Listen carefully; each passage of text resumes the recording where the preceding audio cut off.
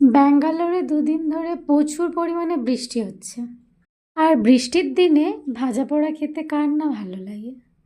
তাই কোম্পানির থেকে এসে আমি একটু পেঁয়াজি বানাচ্ছি।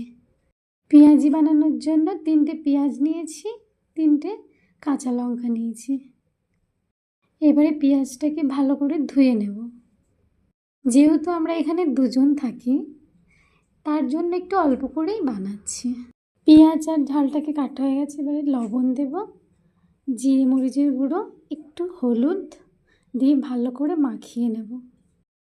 পেঁয়াজটা মাখানো হয়ে গেছে, এই কাপের 2 কাপ বেসন দেব, তারপরে এই কাপে 1/2 কাপ মতো পানি দেব। এবারে ভালো করে মিক্সড করে নেব। আমি নতুন ভিডিও করছি, আপনারা একটু সাপোর্ট করবেন। বেসনটা মিক্সড হয়ে গেছে, প্যানটা বসিয়ে দিলাম, দিয়ে গরম করে নিলাম।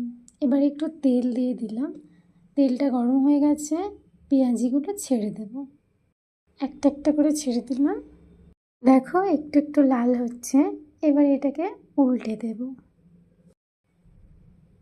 হালকা হালকাভাবে লাল হচ্ছে, কত সুন্দর লাল হয়ে গেছে। এবার এটাকে আমি একটা প্লেটে তুলব। প্লেটে তুলে নিচ্ছি। দেখেন কত সুন্দর হয়েছে। বলতে গেলে ব্যাঙ্গালোরে ভাজা পোড়া পাওয়াই যায় না বাড়িতে যতক্ষণ তৈরি করি। এবারে আমি সস দিয়ে দিলাম, দিয়ে একটু টেস্ট করে দেখা যাক কেমন লাগে। দেখেন একটা ভেঙে দেখাচ্ছি, ভিতর থেকে অনেকটাই মুচমুচে হয়েছে। সত্যি বলতে খেতে খুব সুন্দর লেগেছে।